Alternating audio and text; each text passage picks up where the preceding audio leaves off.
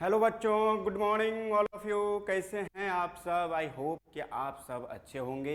तो चलिए आज हम लोग जो डिस्कस करने जा रहे हैं बेसिकली वो लाइंस एंड एंगल्स का लेक्चर 1 तो हम लोग कर चुके थे, लेकिन आज जो हम लोग करेंगे वो है लेक्चर 2।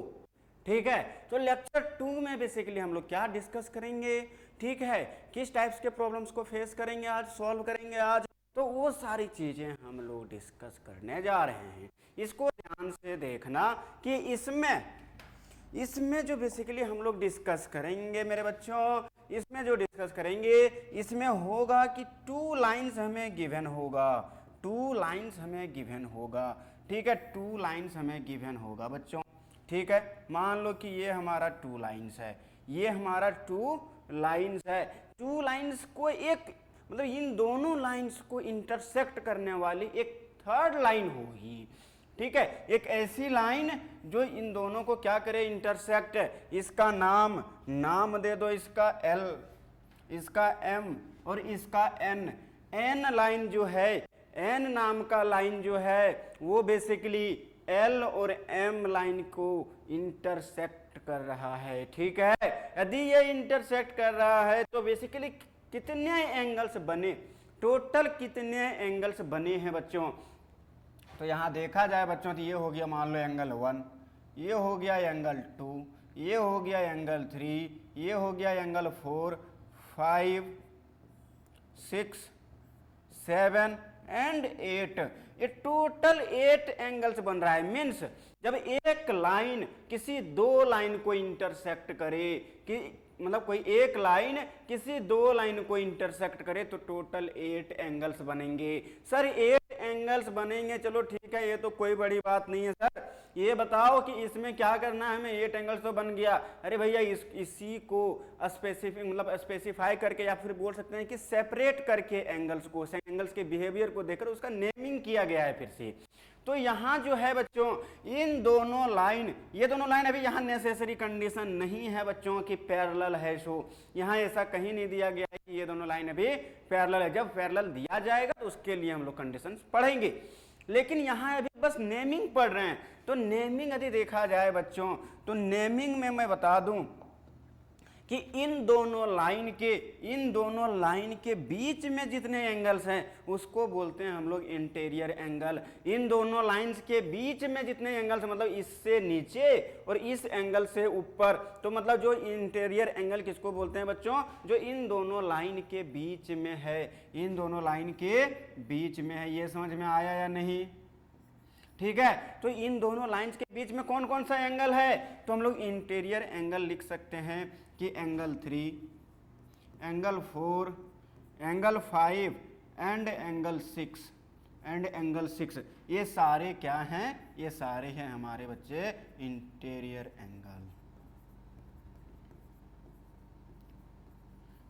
एंगल्स। ठीक है, नेक्स्ट हमारा देखा जाए बच्चों, इस लाइन के ऊपर और इस लाइन से नीचे, इस लाइन के ऊपर और इस लाइन से नीचे जो हमारा है बच्चों वो है हमारा एक्सटीरियर एंगल, मतलब लाइन से ऊपर और लाइन से नीचे।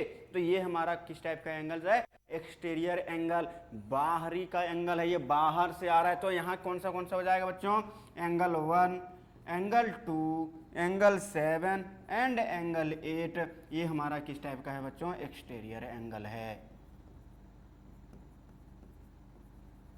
Exterior angles. ये समझ में आया या नहीं कि इंटीरियर एंगल्स का मतलब दोनों लाइन के बीच में, एक्सटीरियर एंगल्स का मतलब दोनों लाइन के बाहर। ठीक है, मतलब 4 इंटीरियर बन गए और 4 एक्सटीरियर एंगल्स बन गए।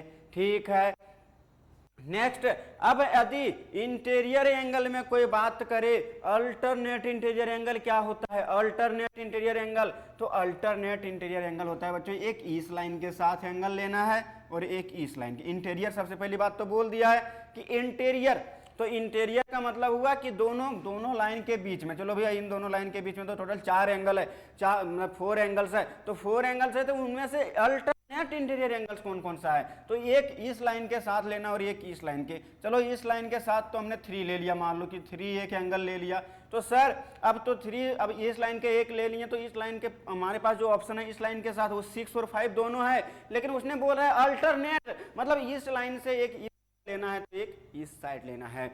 अब इस साइड 3 हमारा इस साइड था, तो इस टाइप इधर कौन सा बन जाएगा बच्चों 5, तो 3 and 5, 3,5 जो होगा वो हमारा क्या होगा अल्टरनेट इंटीरियर एंगल। क्या सर इसका एक और पेयर बनेगा, इसका एक और पेयर बनेगा? जी हाँ, यदि हम यहाँ से 4 ले लिए तो इसका अल्टरनेट में कौन सा आ जाएगा एंगल 6, इसका अल्टरनेट में कौन सा आ जाएगा 6। तो 4 एंगल 4 एंड एंगल 6 ये दोनों आपस में, ये दोनों क्या है बच्चों alternate interior angles. Interior angle होने के साथ साथ अल्टरनेट है हर साइड से, तो ये क्या है बच्चों हमारा ये जो पेयर है ये है हमारा अल्टरनेट इंटीरियर एंगल।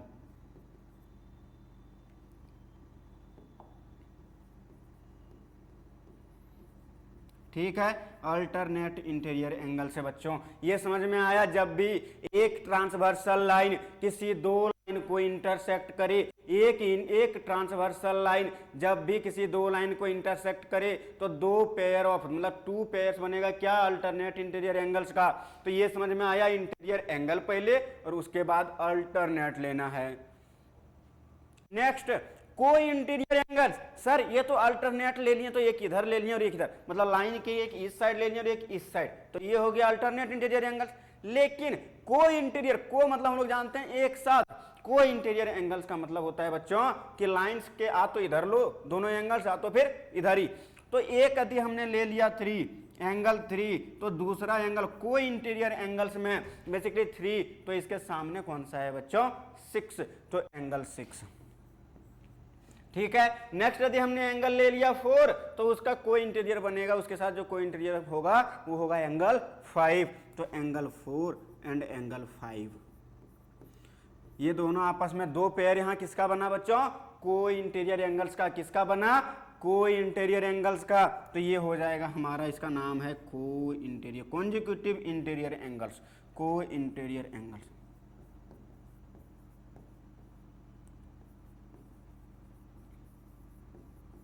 ठीक है, तो जब भी एक ट्रांसवर्सल लाइन किसी 2 लाइन को इंटरसेक्ट करे तो 2 पेयर किसका बनाएगा, 2 पेयर बनाएगा अल्टरनेट इंटीरियर एंगल का और 2 पेयर बनाएगा को इंटीरियर एंगल्स का। इसमें कोई भेदभाव, कोई बहुत बड़ी दिमाग मतलब नहीं होता कि कोई बहुत तोप नहीं लगाना है। अल्टरनेट का मतलब एक इस लाइन के साथ होना चाहिए और एक इस लाइन का, और एक लाइन के इधर होना चाहिए और एक इधर होना चाहिए, काम खत्म। को इंटीरियर का मतलब एक इस लाइन का साथ होना, एक इस लाइन के साथ होना चाहिए और एक इस लाइन के, और दोनों इस लाइन के, मतलब जो दोनों एंगल होगा या तो इधर होना चाहिए या तो इधर। यहाँ अल्टरनेट नहीं लेना है, मतलब एक इधर से एक इधर से नहीं, दोनों एक ही साइड, लाइन के दोनों एक ही साइड, और होना चाहिए इंटीरियर एंगल, क्योंकि बात हम लोग कर रहे हैं इंटीरियर एंगल्स का। तो ये समझ में आया बच्चों, तो ये हो गया हमारा अल्टरनेट इंटीरियर एंगल एंड को इंटीरियर एंगल। नेक्स्ट हमारा जो है बच्चों वो है कोरेस्पोंडिंग एंगल। कोरेस्पोंडिंग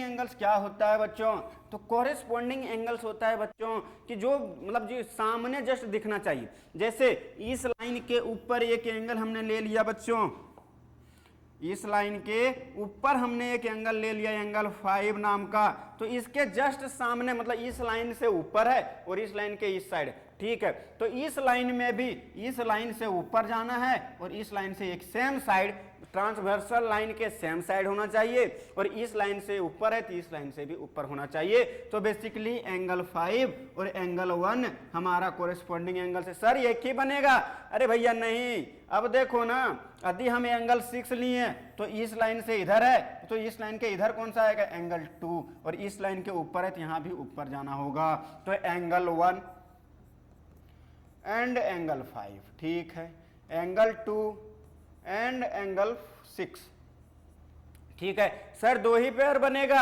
अरे भैया नहीं, यदि हम एंगल 3 का बात करें बच्चों, यदि हम एंगल 3 का बात करें तो 3 इस लाइन से क्या है नीचे, तो इस लाइन से नीचे कौन सा एंगल है एंगल 7, काम खत्म। तो एंगल 3 एंड एंगल 7, और सर 4 के लिए angle 4 and angle 8, angle 4 and angle 8, ये सारे क्या हैं बच्चों हमारे कोरेस्पॉन्डिंग एंगल्स हैं। ये सारे एंगल्स किस टाइप का है, कोरेस्पॉन्डिंग एंगल्स। तो ये समझ में आया, बेसिकली मेनली यही 3 टाइप्स के एंगल्स हमें पढ़ना है बच्चों।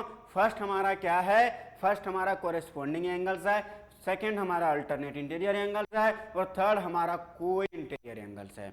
कोरेस्पॉन्डिंग एंगल्स तो इतना ध्यान रखना, जब भी एक ट्रांसवर्सल लाइन किसी 2 लाइन को इंटरसेक्ट करे, एक ट्रांसवर्सल लाइन किसी 2 लाइन को इंटरसेक्ट करे, तो पक्का वहां corresponding angles, alternate interior angles और कोई इंटीरियर एंगल्स बन रहा होगा।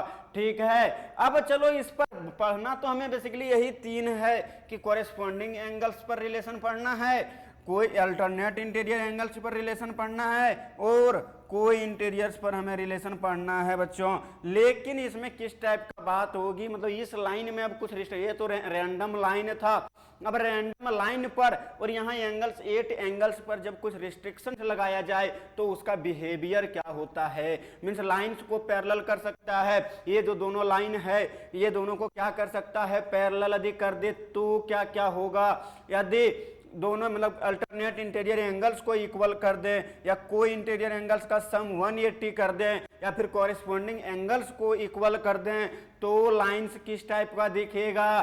बेसिकली हमें यही बात करना है आज के पूरे सेशन में। यदि देखा जाए तो बेसिकली यही 3 टाइप्स के एंगल्स को हमें पढ़ना है, corresponding angles, alternate interior angles and को इंटीरियर एंगल्स। इसके अलावा एक भी नया चीज यहाँ नहीं पढ़ना है। ठीक है, तो मेनली इसी पर बात करेंगे। चलो इससे रिलेटेड कुछ थ्योरम्स है बच्चों, उन थ्योरम्स को पहले हम लोग देखते हैं, उन थ्योरम्स को पहले हम लोग देखते हैं कि वो थ्योरम क्या बोलता है।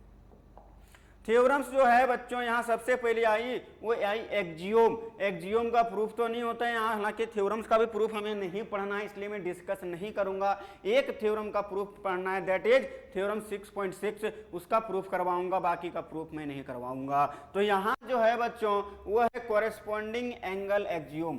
Corresponding angle Axiom, corresponding angles Axiom क्या बोलता है बच्चों, कोरेस्पॉन्डिंग एंगल्स एक्जियोम ये बोलता है कि इफ अ ट्रांसवर्सल, ट्रांसवर्सल का मतलब समझ गया ना, ट्रांसवर्सल का मतलब क्या होता है बच्चों, ट्रांसवर्सल का मतलब होता है एक ऐसा लाइन जो 2 लाइन को क्या करे, इंटरसेक्ट करे, विच मीन्स ये जो लाइन एन है, ये जो लाइन एन है ये किस टाइप का है, ये किस टाइप का है, ये लाइन एन जो होगा ये ट्रांसवर्सल लाइन होगा, क्योंकि ये लाइन एल और एम दोनों को इंटरसेक्ट कर रहा है।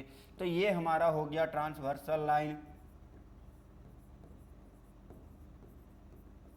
ठीक है, तो ट्रांसवर्सल लाइन, ठीक है, इंटरसेक्ट्स। अब यहां देखो बच्चों रिस्ट्रिक्शंस लगा दिया कि 2 पैरेलल लाइन, यहां जो इंटरसेक्ट कर रहा है, जिसको इंटरसेक्ट कर रहा है वो दोनों आपस में पैरेलल है। कैसा है, वो दोनों आपस में पैरेलल है, मतलब लाइन एल और लाइन एम आपस में कैसा है, पैरेलल। तो फिर क्या बोल रहा है, then each pair of corresponding angles, then each pair of corresponding angles, अच्छा ये तो शायद छूट गया, then each pair of corresponding angles if a transversal intersects 2 parallel lines, then each pair of corresponding angles are equal छूट गया है बच्चों, आर इक्वल छूट गया है, तो इसके नीचे उसके बगल में लिख लेना आर इक्वल, आर इक्वल। ठीक है, जब एक ट्रांसवर्सल लाइन किसी 2 पैरेलल लाइन को इंटरसेक्ट करे, 2 पैरेलल लाइंस को इंटरसेक्ट करे, तो हर एक पेयर मतलब जितने भी पेयर कोरेस्पॉन्डिंग एंगल्स के जितने भी पेयर बनेंगे, तो टोटल कितने पेयर्स बनाए थे हम लोग कोरेस्पॉन्डिंग एंगल्स के, 4, वो चारों पेयर आपस में क्या होगा, इक्वल। इसका मतलब ये हो गया, कोरेस्पॉन्डिंग एंगल्स का मतलब बताए थे बच्चों कि एंगल 1 एंगल 5 क्या है कोरेस्पॉन्डिंग एंगल से, मतलब एंगल 1 यदि ये दोनों line if L is parallel to M, L is parallel to M,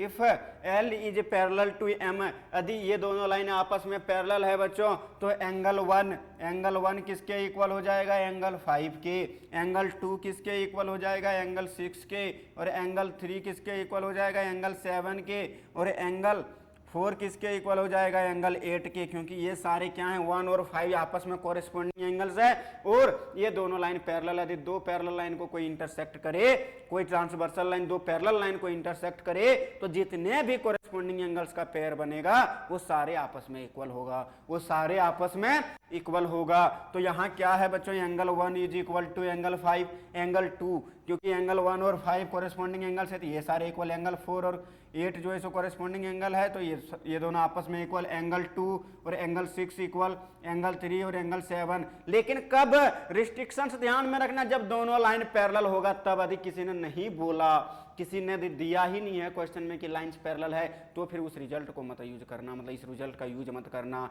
कि एंगल से इक्वल हो जाएगा ये तो कोरिस्पोंड नहीं भैया, कोरिस्पोंडिंग एंगल्स होने से इक्वल नहीं हो रहा है, कोरिस्पोंडिंग एंगल्स के साथ साथ ये दोनों लाइन का पैरेलल होने से इक्वल हो रहा है, सिर्फ कोरिस्पोंडिंग एंगल्स के होने से पैरेलल एंगल्स इक्वल नहीं हो रहा है।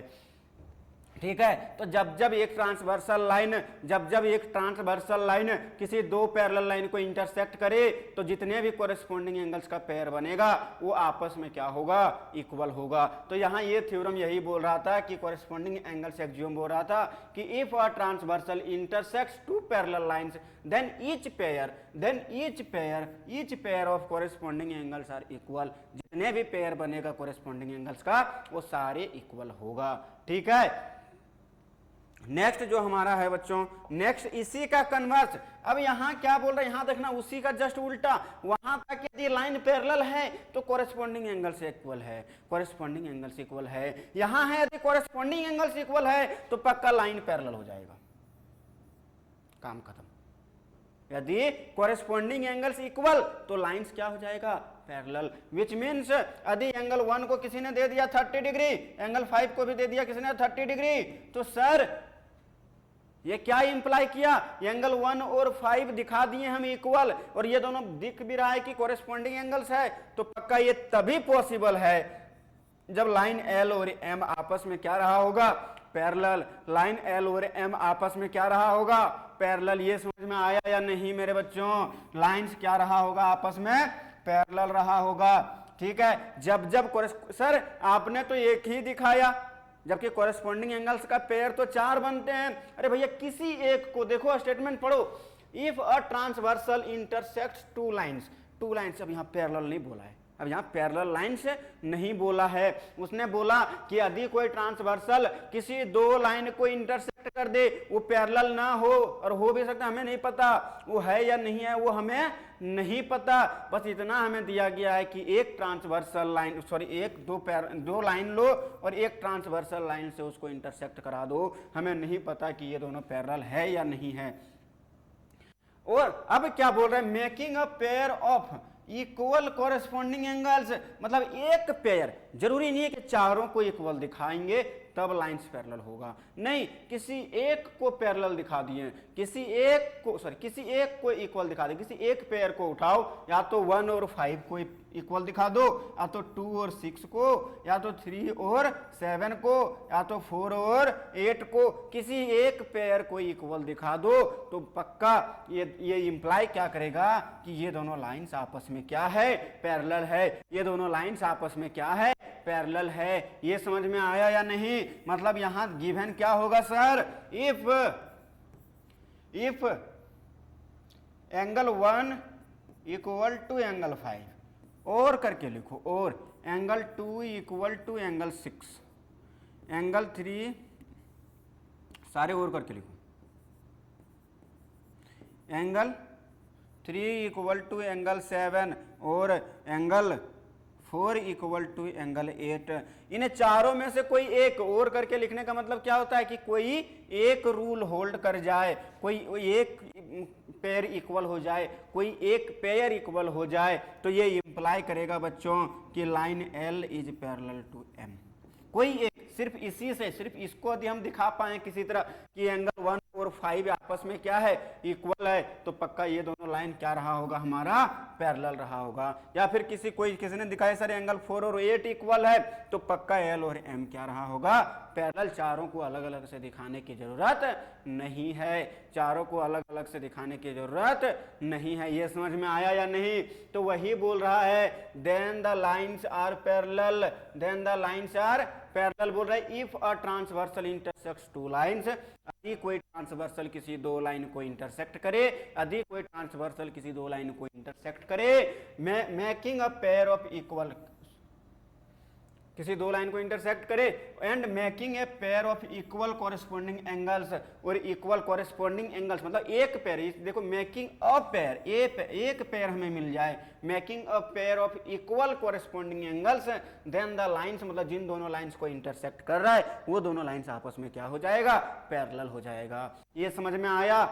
किसी भी एक कंडीशन को यहां दिखा दो बच्चों, कोई भी एक पेयर उठाओ कॉरेस्पॉन्डिंग एंगल्स का और उसको यदि इक्वल आपने दिखा दिया तो पक्का लाइन से पैरेलल होगा, तभी आपने दिखा पाया, अदरवाइज नहीं दिखा पाते, अदरवाइज नहीं दिखा पाते। तो इफ दिस देन दिस, और ऊपर में क्या था कि इफ दिस, यदि लाइन पैरेलल है तो एंगल्स इक्वल, और यदि एंगल्स इक्वल है तो लाइन्स पैरेलल।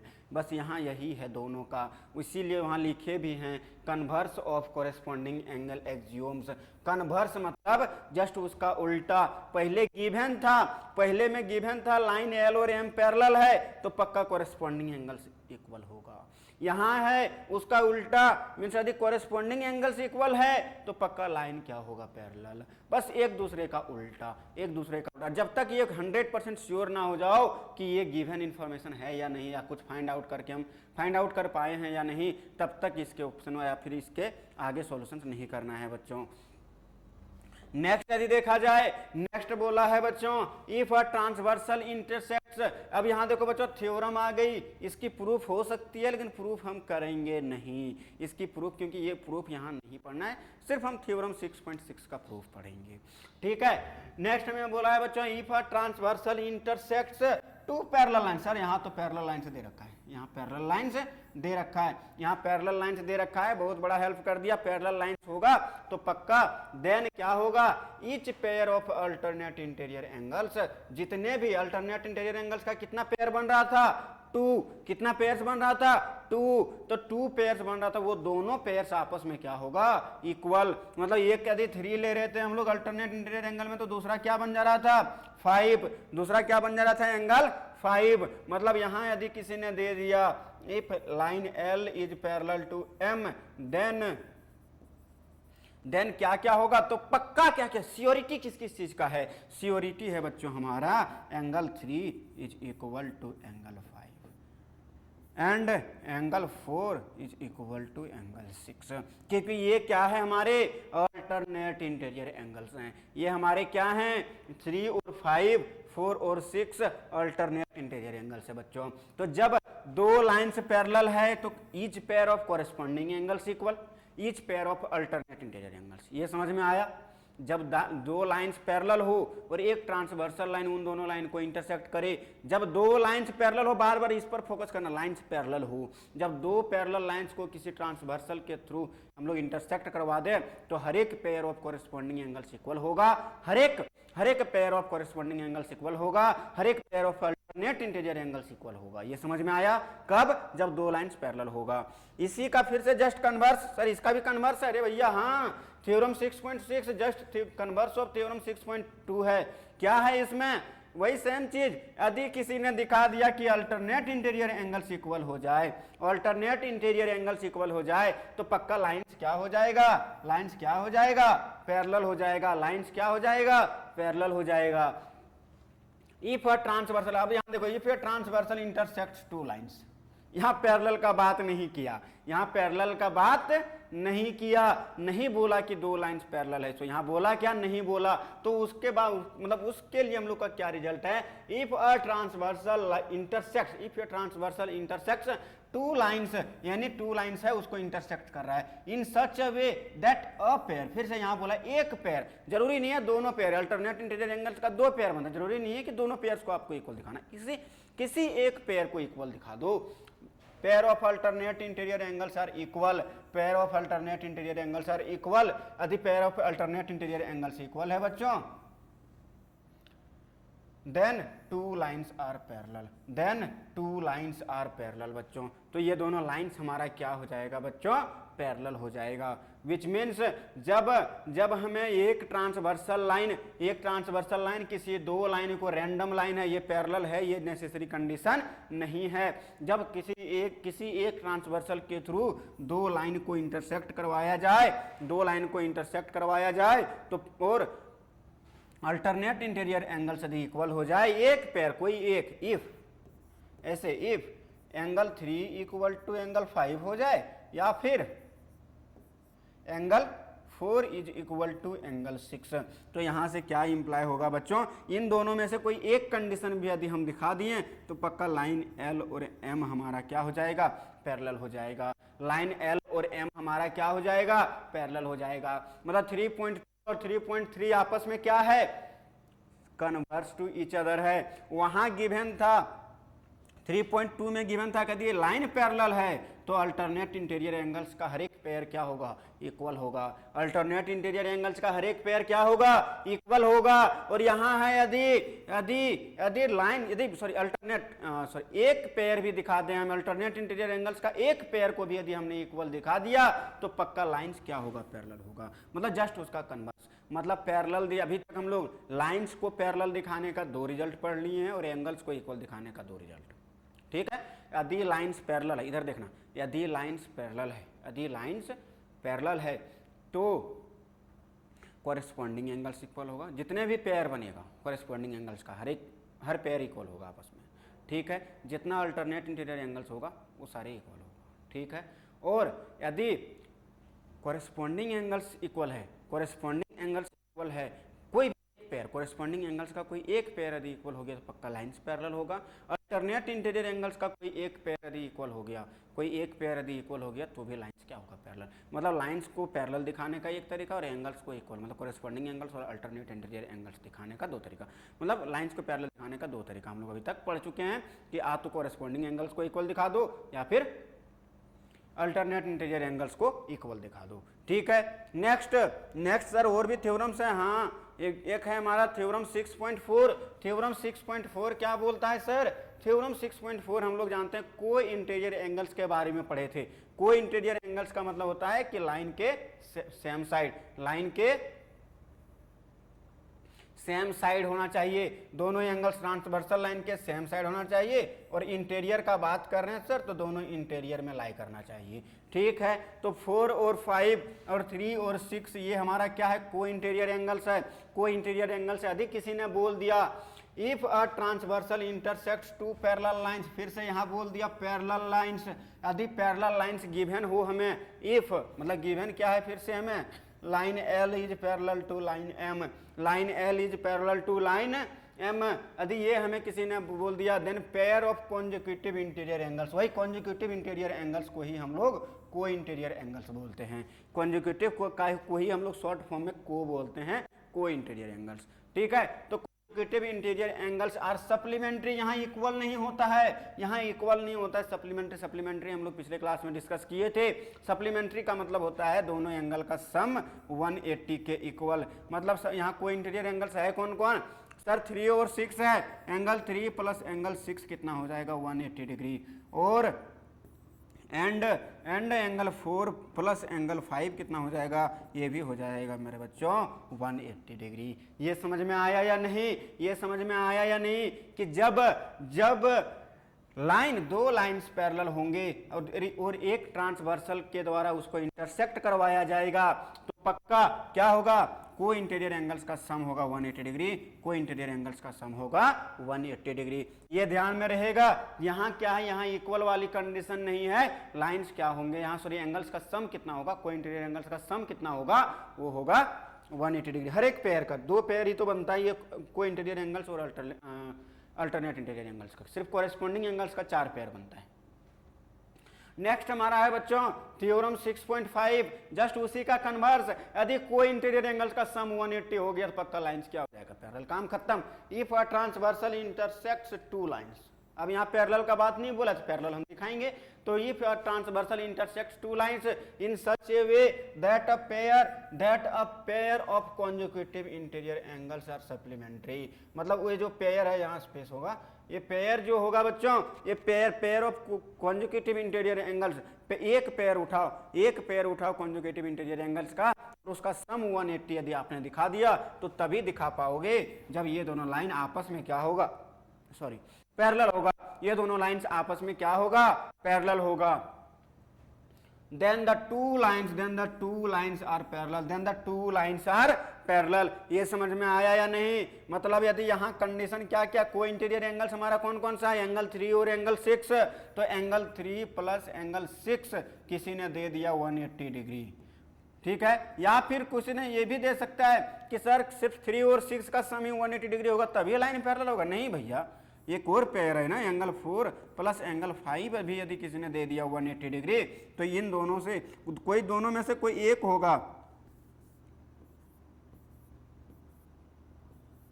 देन हमारा क्या हो जाएगा बच्चों, इन दोनों में से कोई एक कंडीशन यदि हमें किसी ने दे दिया तो पक्का लाइंस क्या हो जाएगा, then line L is parallel to M।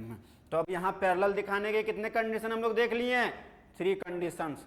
कितने कंडीशंस, 3 कंडीशंस कि यदि एक pair of corresponding angles equal हो गया, कोई एक पेयर कॉरेस्पॉन्डिंग एंगल्स का इक्वल हो गया तो लाइंस पैरेलल, कोई एक पेयर अल्टरनेट इंटीरियर एंगल्स का इक्वल हो गया तो लाइन पैरेलल। यदि कोई इंटीरियर एंगल्स का सम 180 डिग्री हो गया, कोई एक पेयर दिखा दो कि कोई इंटीरियर एंगल्स का सम 180 हो रहा है तो पक्का लाइंस पैरेलल। तो ये 3 कंडीशन हमें हमारा है जो पैरेलल दिखा सकते हैं जिससे हम, ठीक है। और एंगल्स इक्वल का बात करें तो जब 2 लाइन पैरेलल होती है तो कॉरेस्पॉन्डिंग एंगल्स हमेशा इक्वल होती है। जब 2 लाइंस पैरेलल होती है तो अल्टरनेट इंटीरियर एंगल्स हमेशा इक्वल होती है। जब 2 लाइंस पैरेलल होती है तो कोई इंटीरियर एंगल्स का सम 180 डिग्री होती है। ये 3 कंडीशन हमारे पास, मतलब 3 कंडीशन 3 एंगल के बारे में पढ़े और 3 कंडीशन से हमारे पैरेलल लाइंस को दिखाने का, ठीक है। तो 3 कंडीशन हो गया हमारा पैरेलल लाइन दिखाने के लिए, और 3 टाइप्स का एंगल के बारे में हम लोग डिस्कस कर चुके हैं, ठीक है। Corresponding angles, alternate interior angles और को इंटीरियर एंगल्स, ठीक है। इसी का इन्हीं एक दूसरे का कन्वर्स पढ़ के हम लोग 6 रिजल्ट टोटल पढ़ लिए, डिस्कस कर लिए,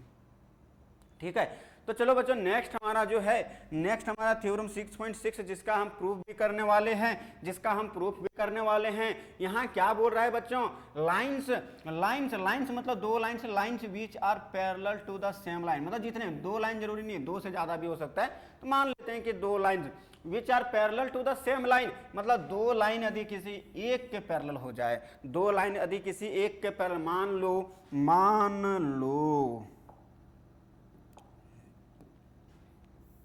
मान लो एक लाइन ये है बच्चों, ठीक है, एक लाइन ये है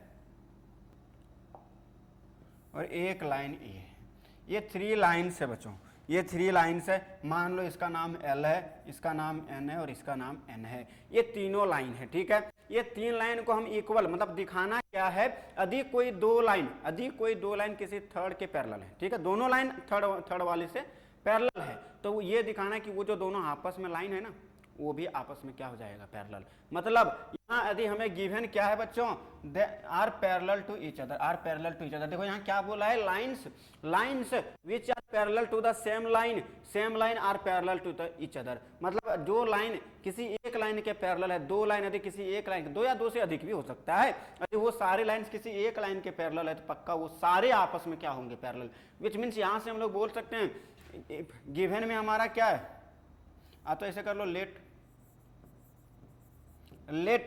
L is parallel to M and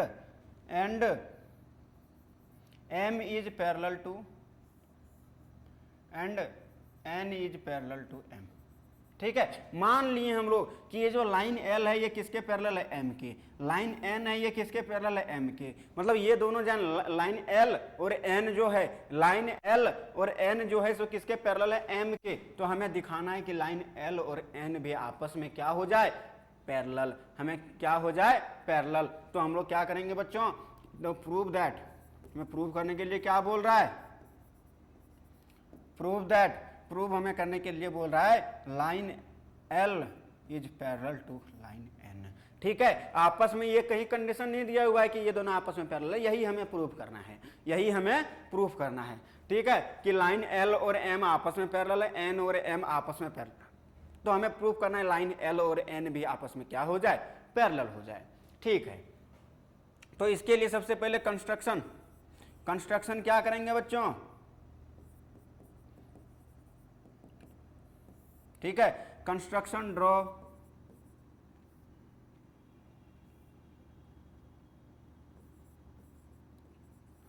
a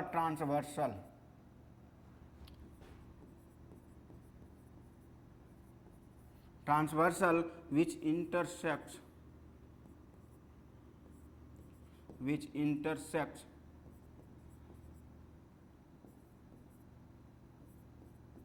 which intersects line L, sorry, line intersects lines L, M and N।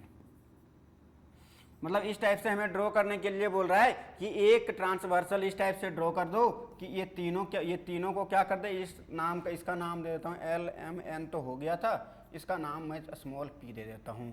ठीक है, एक ट्रांसवर्सल लाइन हम लोग ड्रॉ किए जो तीनों लाइन को क्या कर रहा है, इंटरसेक्ट कर रहा है। अब ये बताना मेरे बच्चों, ये बताना कि लाइन L और M हमारा क्या था, प्रूफ इसका मैं स्टार्ट करता हूँ, प्रूफ इसका स्टार्ट करता हूं।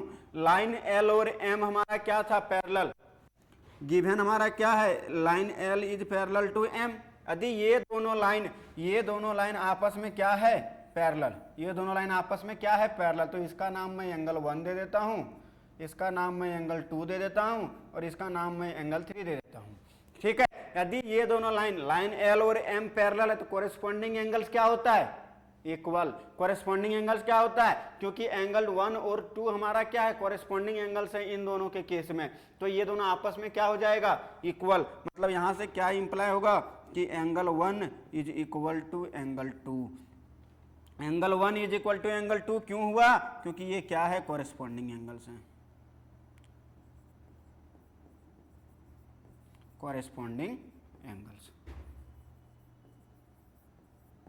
ठीक है, तो ये हमारा क्या है बच्चों, कोरेस्पॉन्डिंग एंगल्स है, और लाइन एल और एम पैरेलल है, तो ये दोनों आपस में क्या होगा, इक्वल। सिमिलरली एम और एन आपस में क्या है, एन और एम देखो तो यहाँ क्या है, आपस में पैरेलल। इन दोनों का तो बताओ मुझे कि यदि एन और एम यदि पैरेलल है तो फिर से एंगल 3 और एंगल 2 भी किस टाइप का बन रहा है, कोरेस्पॉन्डिंग एंगल्स। यदि लाइन पैरेलल होता है, अभी हम लोग एक्सियोम पढ़ के आए हैं कि 2 लाइन पैरेलल होता है तो हर एक पेयर ऑफ कोरेस्पॉन्डिंग एंगल्स क्या होता है, इक्वल। तो यहाँ एंगल 3 और एंगल 2 भी कोरेस्पॉन्डिंग एंगल्स है, ये दोनों भी क्या होगा, इक्वल, ये दोनों भी क्या होगा,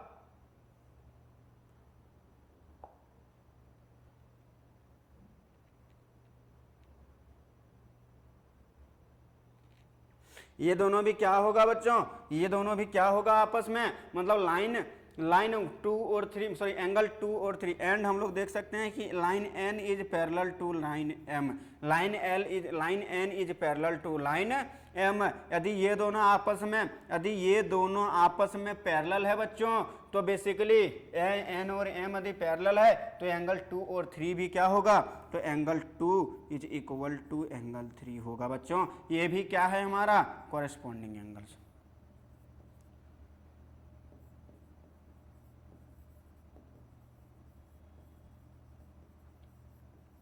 ठीक है, ये है हमारा कोरेस्पॉन्डिंग एंगल्स बच्चों। अब देखना बच्चों, ये इक्वेशन 1 मान लो और ये इक्वेशन 2, फ्रॉम 1 एंड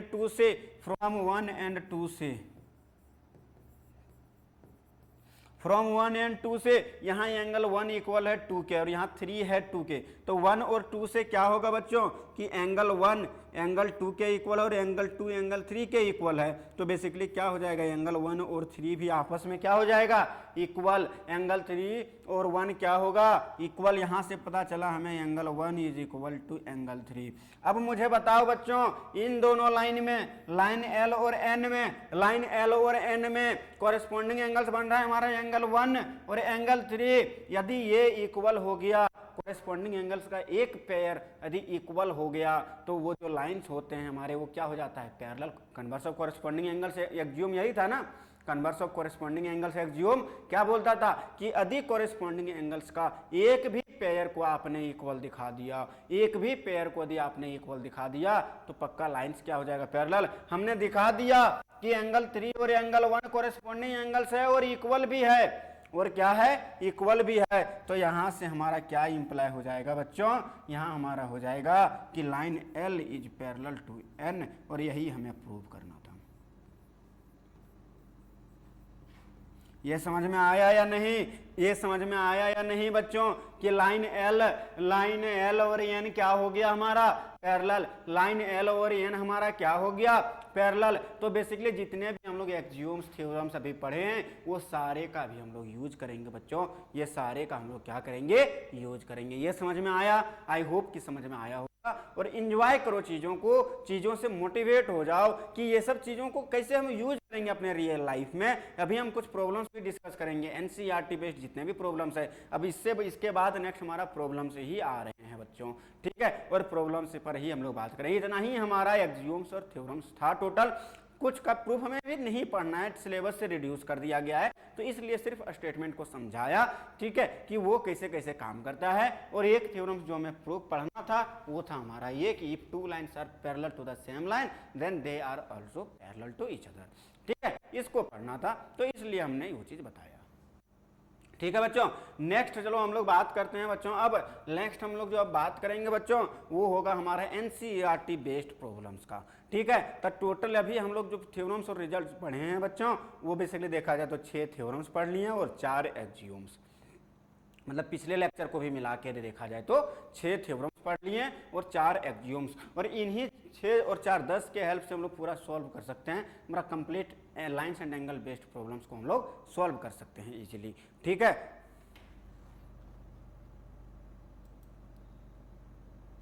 नेक्स्ट चलो बच्चों अब हम लोग प्रॉब्लम्स पर बात करेंगे।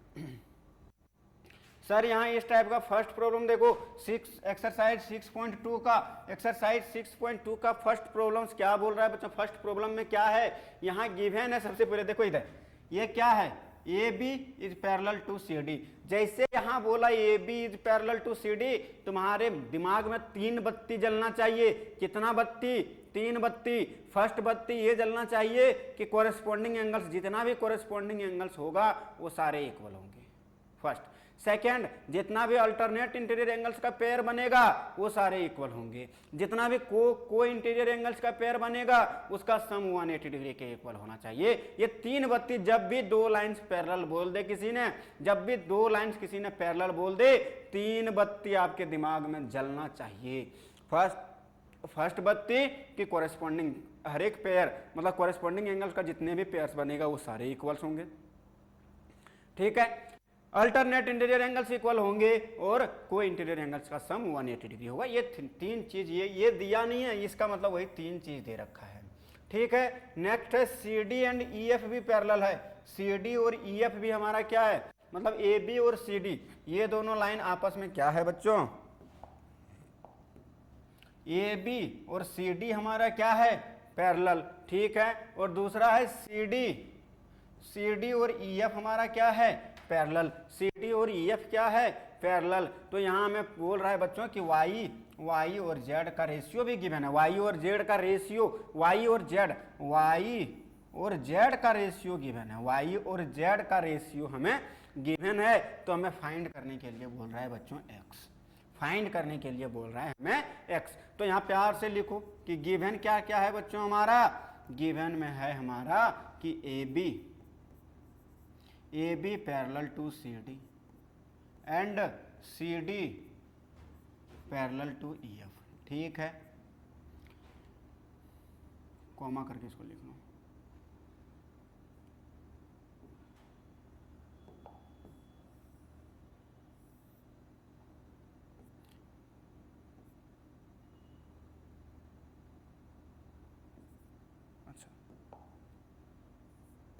सी डी, ए बी पैरेलल है सी डी के और सी डी पैरेलल है ई एफ के, और क्या गिवन है बच्चों, and Y is to Z equal to हमें गिवन है बच्चों 3:7, ठीक है। तो फाइंड करने के लिए हमें क्या बोल रहा है, फाइंड एक्स। फाइंड एक्स, मतलब इसकी वैल्यू हमें फाइंड करने के लिए बोल रहा है कि एक्स जो होगा वो एंगल कितना होगा। ठीक है, तो यहां से देखना बच्चों, ये जब फाइंड करने के लिए बोल रहा है हम लोग ऐसे लिख सकते हैं बच्चों, देखो तो हियर देखो तो ए बी पैरेलल है सी डी के और सी डी पैरेलल है ई एफ के। अभी तो हम लोग थ्योरम पढ़ के आए हैं कि if two lines are parallel to the same line then they are parallel, मतलब ए बी भी पैरेलल है सी डी के और ई एफ भी पैरेलल है सी डी के, तो ए बी और ई एफ भी हमारा क्या हो जाएगा, पैरेलल। तो यहाँ से क्या हो जाएगा बच्चों, A B is parallel to E F, A B is parallel to E F. ठीक है, बाय थ्योरम 6.6 लिख दो या फिर लिख दो since A B parallel to C D, A B parallel to C D and C D parallel to E F, तो A B भी आपस में क्या हो जाएगा, ए बी क्या हो जाएगा, ए बी और ई एफ भी आपस में क्या हो जाएगा, पैरेलल हो जाएगा बाय थ्योरम 6.6, बाय थ्योरम 6.6। ठीक है, बाय थ्योरम 6.6 से बच्चों कि if two lines are parallel to the same thing same line then they are also parallel. ये हो गया हमारा, चलो पैरेलल हो गया, तो इसे अब जैसे ए बी और ई एफ पैरेलल हुआ, इसका अल्टरनेट इंटीरियर एंगल्स क्या होगा, इक्वल। अब इधर देखना बच्चों, ए बी और ई एफ पैरेलल हो गया, ये है हमारा ए बी और ये है हमारा ई एफ, ये दोनों लाइन पैरेलल हो गया, ये हमारा काम कर रहा है as a transversal line, as a transversal line. यदि ये ट्रांसवर्सल लाइन है बच्चों तो मुझे एक बात बताना कि ये एंगल और ये एंगल आपस में क्या होगा। देखो तो ये दोनों लाइन्स पैरेलल है, दोनों के अंदर में एक एंगल है एक्स और एक एंगल है जेड, एक एंगल है एक्स और एक एंगल है जेड, और ये एंगल एक्स और जेड और दोनों क्या है, एक लाइन के इस साइड है और एक लाइन के इस साइड है। तो अभी हम लोग बोले इसको क्या बोलते हैं हम लोग, अल्टरनेट इंटीरियर एंगल्स। इसको क्या बोलते हैं हम लोग, अल्टरनेट इंटीरियर एंगल्स। और लाइन यदि पैरेलल है तो अल्टरनेट इंटीरियर एंगल्स क्या होगा, मतलब एंगल एक्स, मतलब ये क्या इंप्लाई करेगा, एंगल एक्स, मतलब एक्स इक्वल टू जेड, क्या इंप्लाई करेगा बच्चों, एक्स इक्वल टू जेड। ठीक है, ये क्यों हुआ, क्योंकि ये अल्टरनेट इंटीरियर एंगल्स है बच्चों, अल्टरनेट इंटीरियर एंगल्स। ठीक है, जब भी दो लाइन पैरेलल होती है बच्चों अल्टरनेट इंटीरियर एंगल्स इक्वल होते हैं। ठीक है, यदि अल्टरनेट इंटीरियर एंगल इक्वल हो गया एंड हमें क्या गिवन है, y is to Z equal to given है 3:7 विच इम्प्लाई दैट इज करके हम लोग लिख सकते हैं कि y equal to 3x, y equal to 3x, 3x नहीं, एक्स वाई जेड में तो एंगल दिया 3a, मतलब सेम नंबर से मल्टीप्लाई और दोनों में मल्टीप्लाई करना पड़ेगा। तो यहाँ z इक्वल टू क्या हो जाएगा बच्चों, 7a। तो ये हमें गिवन है y equal to 3a and z equal to 7a, इस फॉर्म में हमें गिवन है। अब देखना बच्चों, अब देखना इसको कैसे टैकल करते हैं। अब हम जानते हैं, यहाँ देखो तो बच्चों एंगल x प्लस y, ये दोनों लाइन तो आपस में पैरेलल था। सिंस लिखो कि नेक्स्ट पेज में लिखता हूँ बच्चों मैं,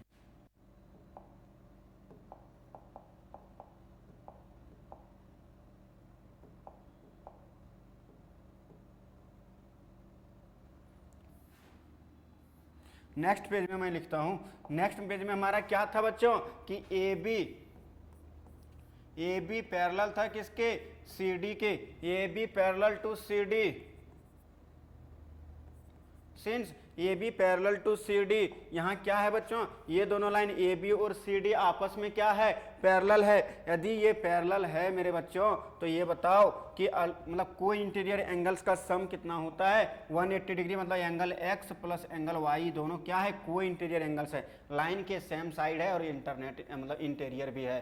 तो बेसिकली कोई इंटीरियर एंगल्स का सम कितना होता है जब लाइन्स पैरेलल होता है, तो 180 होता है सर, ये तो अभी तो आप बताए।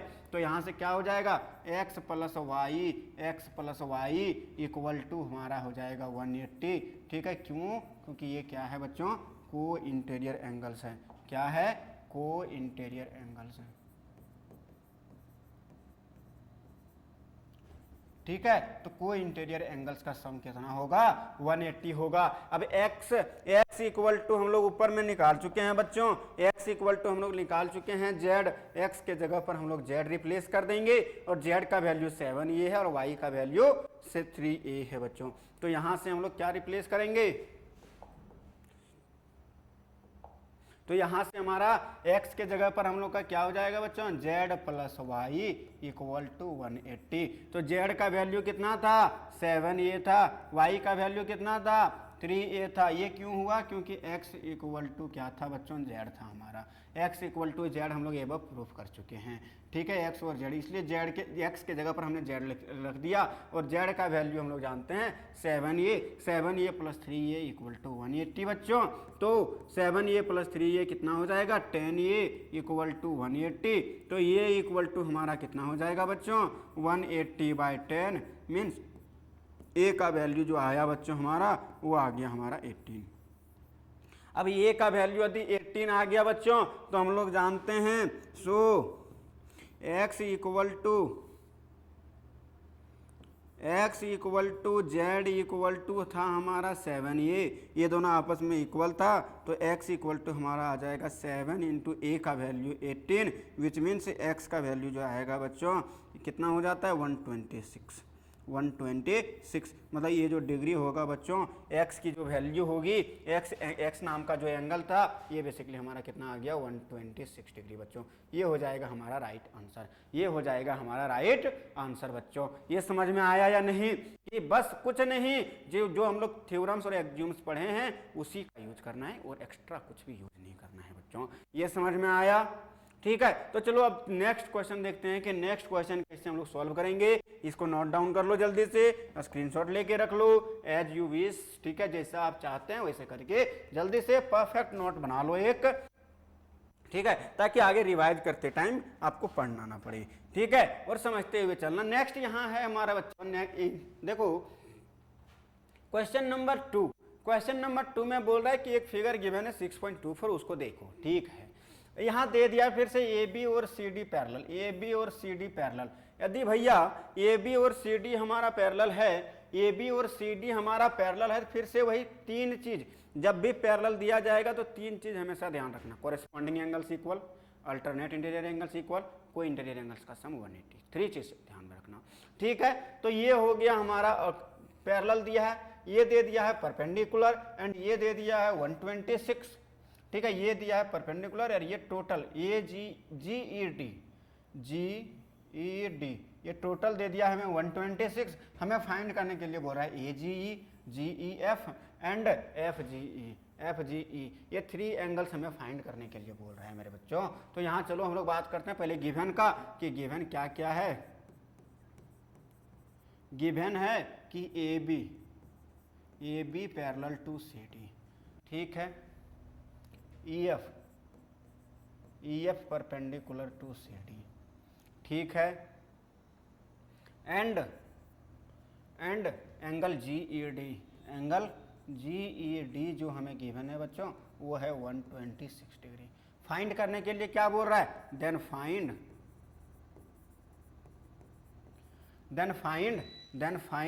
Angle AGE, find angle AGE, ठीक है, find angle AGE, angle GEF and angle FGE, ये तीन चीज हमें फाइंड करना है बच्चों, AGE, GEF एंड FGE, ये थ्री एंगल्स हमें फाइंड करना है गिवन फिगर में, ठीक है। तो इन तीनों पर हम लोग काम करते हैं। चलो भैया, तो पहले हमें गिवन है क्या, AB और CD हमारा पैरेलल है। चलो तो यहां से क्या हो जाएगा बच्चों, AB and CD parallel. Here यदि यहां देखा जाए बच्चों तो यहां क्या है, AB और CD यदि पैरेलल है तो ये एंगल और ये एंगल अल्टरनेट इंटीरियर एंगल से इक्वल होगा, ये दोनों अल्टरनेट इंटीरियर एंगल से इक्वल हो जाएगा बच्चों। तो यहां से क्या हो जाएगा हमारा कि angle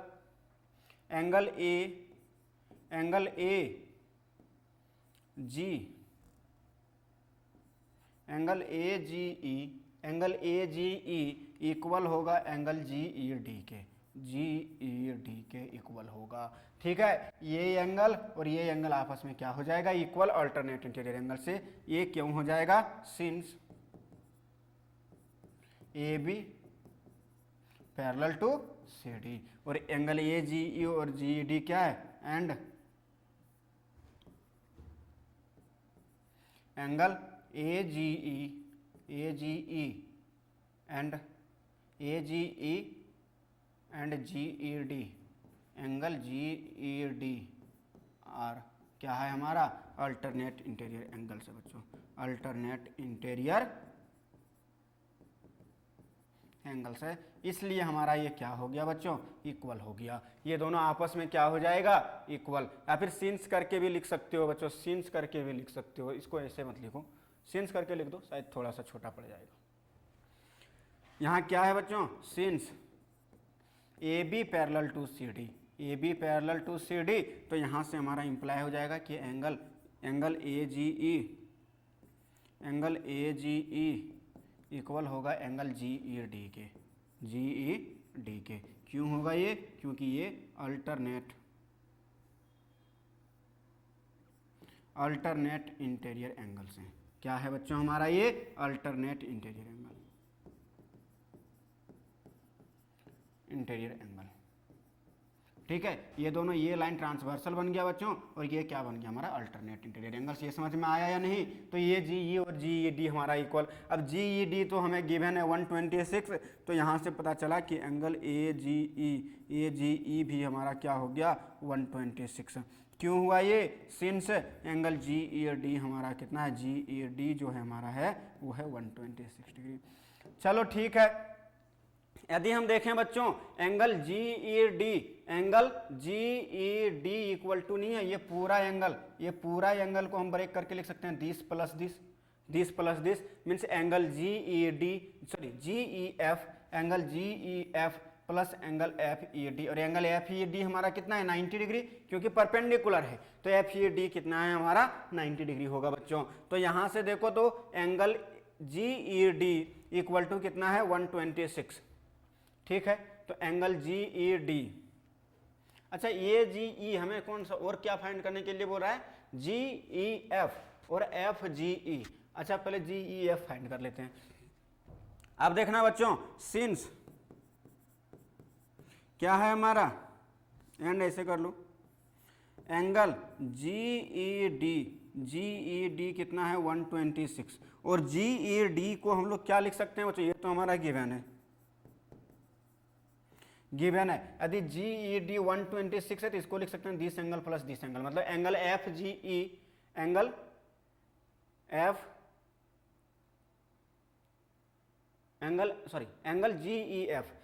G E F plus angle F E D, angle G E F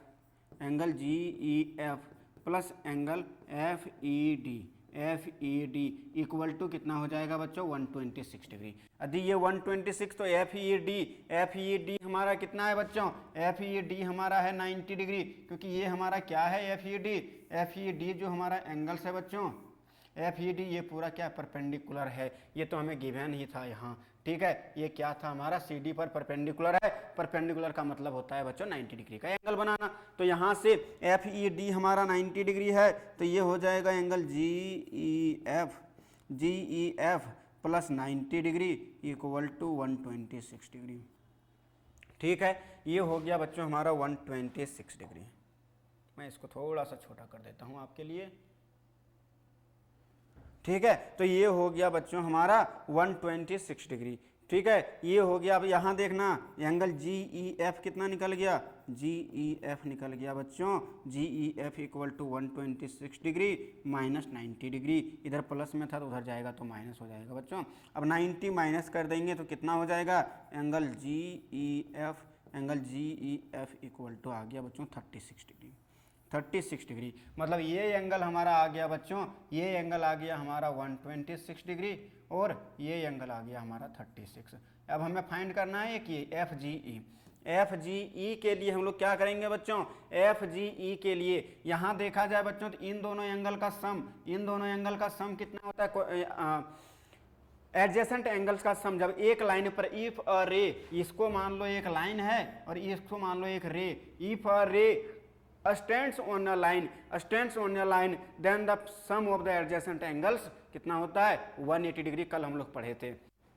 तो इन दोनों एंगल्स का सम कितना होगा बच्चों 180 डिग्री। तो 180 डिग्री यदि होगा बच्चों तो इसको निकाल लो कि angle angle A G E plus angle F G E, ये कितना होगा 180 डिग्री। किससे? लीनियर पेयर ऑफ एंगल से। किससे? लीनियर पेयर ऑफ एंगल से। लीनियर पेयर ऑफ एंगल से। ठीक है, ये हो गया हमारा बच्चों 180 डिग्री के इक्वल। यदि ये 180 डिग्री के इक्वल हो गया और हम लोग ए जी ई हम लोग निकाल चुके हैं बच्चों, ए जी ई हम लोग निकाल चुके हैं, तो ए जी ई का वैल्यू पुट कर दो 126 degree plus angle F G E equal to 180 degree. तो यहाँ से बच्चों angle F G E equal to जो होगा वो होगा 180 minus 126, which means F G E equal to जो हो जाएगा हमारा वो हो जाएगा 54 डिग्री। बच्चों ये समझ में आया या नहीं? एफ जी ई हमारा कितना हो जाएगा बच्चों? 54 डिग्री। ये हो गया हमारा राइट आंसर। ये हो गया हमारा राइट आंसर। तो ये तीनों हमें फाइंड आउट हो गया बच्चों, ये तीनों हमें फाइंड आउट हो गया, मिल गया कि ए जी ई निकल गया 126, जी ई एफ निकालनी है हम लोग 36 एंड एफ जी ई जो निकला है बच्चों एफ जी ई ये निकल गया 54 degree. That is our these are our right answers. तो तीनों एंगल्स हम लोग निकल चुका है। हैंस करके लास्ट में लिख सकते हो कि hence angle A G E equal to इतना, इसका इक्वल टू इतना और इसके इक्वल टू इतना, तीनों को लास्ट में लिख दो, वो हमारा हो गया राइट आंसर। हालांकि यहाँ भी छोड़ सकते हो, कोई दिक्कत नहीं है मेरे बच्चों। ठीक है, तो ये समझ में आया। तो बेसिकली यहाँ जितना वही बोला ना कि जितने थ्योरम्स और एक्सियम्स हम लोग डिस्कस किए हैं बस उसको माइंड में रखना। टोटल 10 ही चीज़ डिस्कस किए हैं हम लोग। ठीक है, टोटल 10 चीज़ डिस्कस किए हैं, उन 10 को ध्यान में रखो बस, और कुछ नहीं।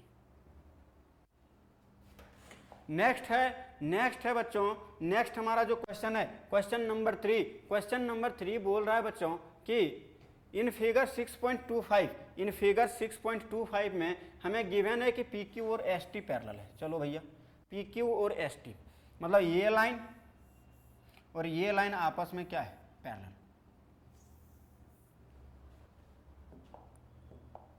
ठीक है बच्चों, ये लाइन और ये लाइन आपस में क्या है? पैरेलल है। चलो ठीक है, मान लिए।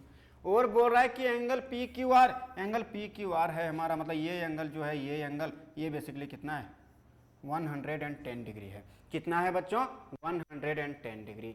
नेक्स्ट हमें बोल रहा है बच्चों एंगल आर एस टी हमारा कितना है?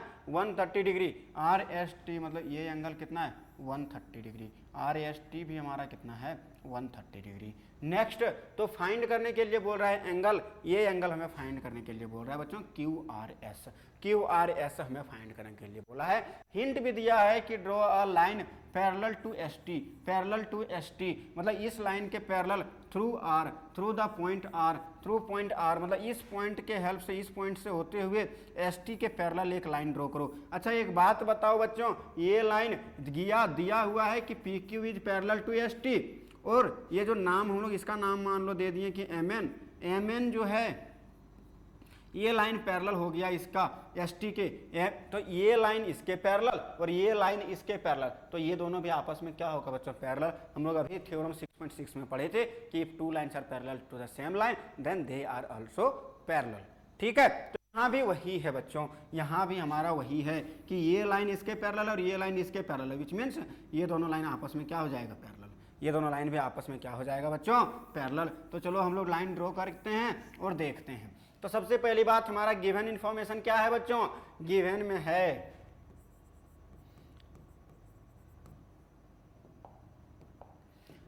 बच्चों कि P Q line P Q parallel to S T. ठीक है, angle P Q R is equal to 110 degree, angle R S T equal to 130 degree. Find करने के लिए क्या बोल रहा है बच्चों? फाइंड करने के लिए बोल रहा है हमें Q R S, angle Q R S. ठीक है, तो सबसे पहले हम लोग क्या करेंगे बच्चों? कंस्ट्रक्शन, क्योंकि हिंट दिया हुआ है। कंस्ट्रक्शन हम लोग क्या किए बच्चों कि ड्रॉ अ लाइन, सेम चीज लिख दो कि draw a line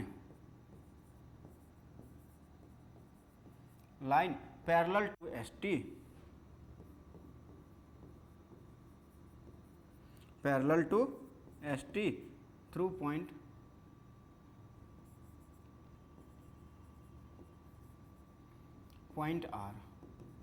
point R के थ्रू हमें इसको मतलब एक पैरेलल लाइन, चलो भैया कंस्ट्रक्शन पहले कर लेते हैं कि लाइन को हम लोग क्या कर लिए पैरेलल, इसके पैरेलल हम लोग ड्रॉ कर दिए बच्चों।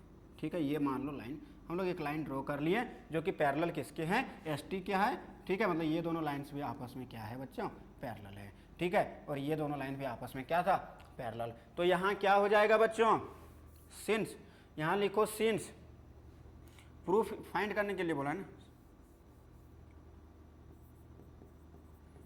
Since A B parallel P Q parallel to S T, P Q parallel to S T, ये हमारा क्या है given, and P Q parallel, ये दोनों आपस में पैरेलल है, ये हमारा गिवन है। और एस टी और इसका नाम मैं कुछ भी दे दूं ए बी, मान लो ए बी नाम दे दिया इसका, S T is parallel to A B, S T is parallel to A B and S T is parallel to A B. ये हमारा कहाँ से है, कंस्ट्रक्शन बाय कंस्ट्रक्शन किए हैं। तो यहाँ देखना बच्चों P Q parallel to S T and S T parallel to A B, तो यहाँ से ये इम्प्लाई हो जाएगा कि P Q parallel to A B, P Q parallel to A B, मतलब ये तीनों लाइन आपस में क्या है पैरेलल है। ये किससे हो जाएगा, बाय थ्योरम 6.6 से बच्चों, बाय थ्योरम 6.6 से। इतना दूर तक हम लोग गिवन इन्फॉर्मेशन का यूज किए। अब बस हमें कुछ नहीं करना है, बस इक्वल ही दिखाना है सिर्फ, कोई बहुत बड़ी बात अब नहीं रह गई हमारे लिए, ये इसको प्रूफ करना मेरे बच्चों।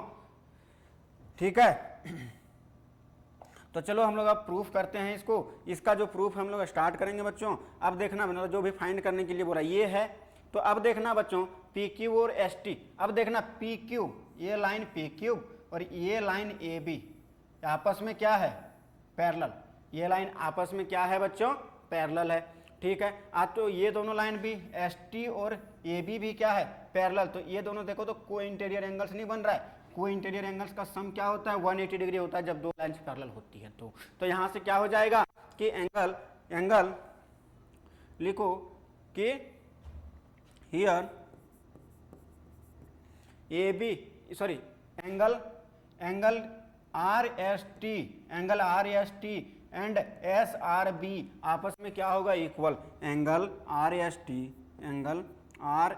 टी सॉरी दोनों का सम कितना होगा, angle R S T plus angle S R B जो होगा बच्चों उन दोनों का सम होगा 180 डिग्री। क्यों, क्योंकि ये है को इंटीरियर एंगल्स, को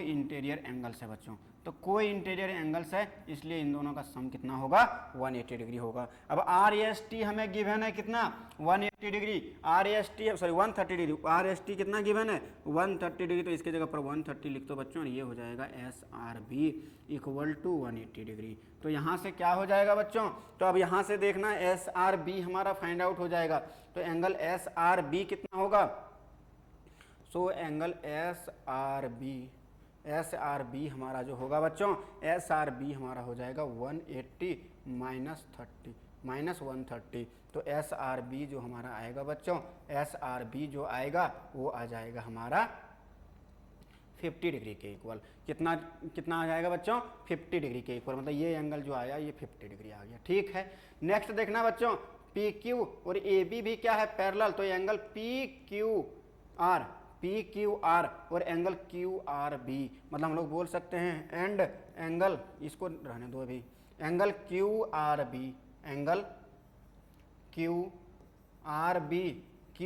बी इक्वल होगा एंगल पी क्यू आर के। क्यों, क्योंकि ये दोनों क्या है बच्चों अल्टरनेट इंटीरियर एंगल्स है, अल्टरनेट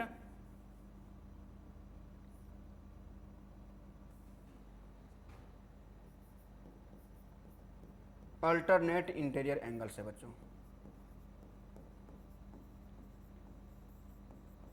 ठीक है, ये है हमारा अल्टरनेट इंटीरियर एंगल्स। यदि ये अल्टरनेट इंटीरियर एंगल है बच्चों तो ये दोनों आपस में क्या होगा, ये पूरा और ये दोनों आपस में क्या होगा इक्वल। तो क्यू आर बी को इधर ध्यान देना, क्यू आर बी को हम लोग लिख सकते हैं this angle plus this angle, मतलब Q R S plus S R B, angle Q R S plus angle Q R S plus angle S R B S R B equal to कितना है बच्चों हमारा P Q R. Angle P Q R हमारा कितना, P Q R हमारा given है 110 degree, 110 degree. तो यहाँ देखना बच्चों, क्योंकि angle Q R S plus S R B का वैल्यू हम लोग कितना निकाल चुके हैं 50 डिग्री। एस आर बी का वैल्यू हम लोग कितना निकाल चुके हैं बच्चों 50 डिग्री। तो इसके जगह पर पुट कर दो 50 डिग्री, तो इक्वल टू में 110 डिग्री। तो यहाँ से क्यू आर एस कितना निकल जाएगा बच्चों, एंगल क्यू आर एस जो आएगा हमारा 110 माइनस 50 डिग्री। तो ये बेसिकली जो हमारा आंसर आएगा बच्चों, angle Q R S equal to हमारा आ गया 60 डिग्री। और यही हमें फाइंड करने के लिए बोला था बच्चों।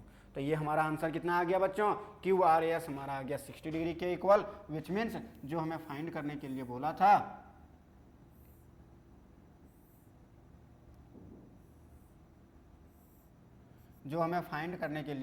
बच्चों, ये आ गया था हमारा 50 डिग्री और ये हमारा हो गया 60 डिग्री।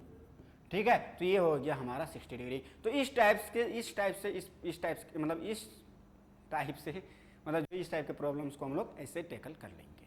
ठीक है, सारे वही थ्योरम्स, वही alternate interior angles, corresponding angles, को इंटीरियर एंगल्स, बस उतना ही यूज करना है। ये तीन ही टाइप का एंगल्स जनरली यूज करना है। और थर्ड हम लोग का जो थ्योरम 6.6 है कि two lines are parallel to the same line then they are also parallel. बस इतना ही थ्योरम्स और एक्सियोम्स है बच्चों। और इतना को हम लोग इजीली यदि याद कर पाते हैं, माइंड में रख पाते हैं, तो हमारे सारे प्रॉब्लम्स लाइन्स एंड एंगल्स पर बेस्ड जितने भी प्रॉब्लम्स आएंगे वो इजीली हम टैकल कर लेंगे। ठीक है, ठीक है। नेक्स्ट क्वेश्चन जो है बच्चों हमारा क्वेश्चन नंबर 4, और उसके बाद हमारा एक प्रॉब्लम है क्वेश्चन नंबर 5, उसके बाद फिनिश, लास्ट यही है बच्चों।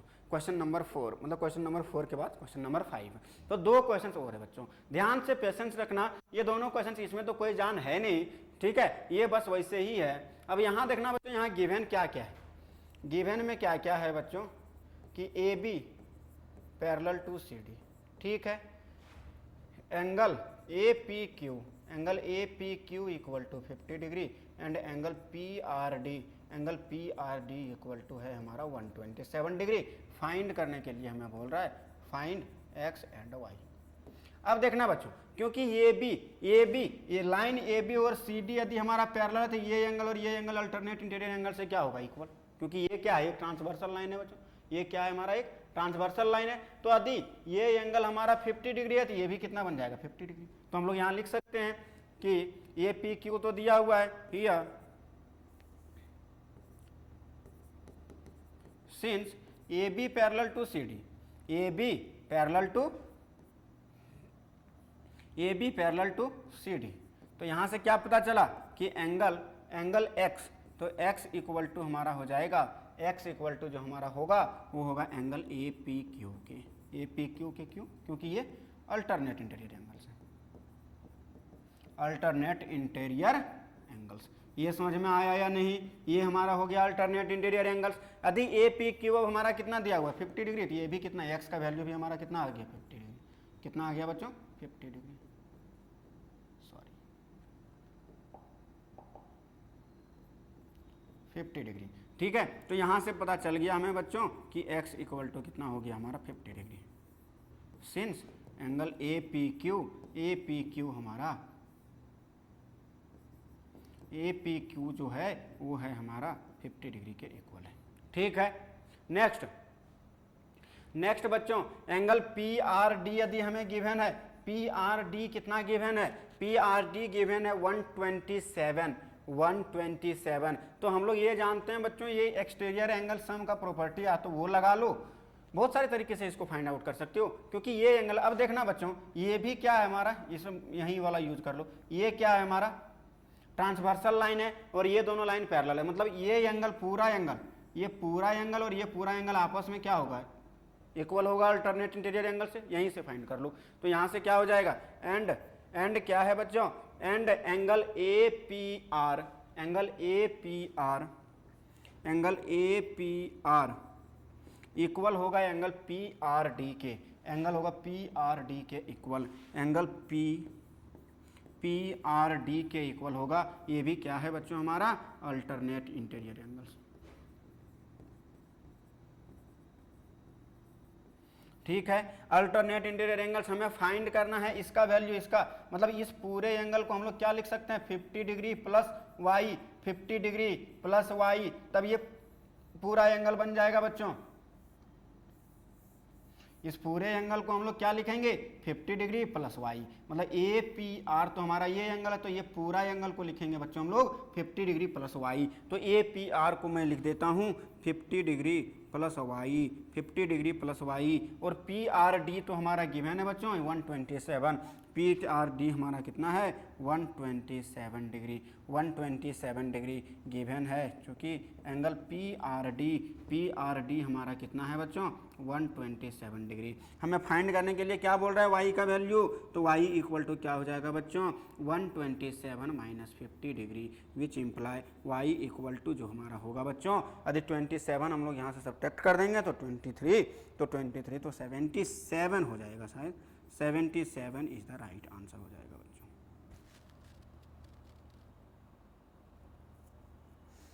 77, तो उधर हो जाएगा 23 में 100 हो जाएगा और 27, ठीक है।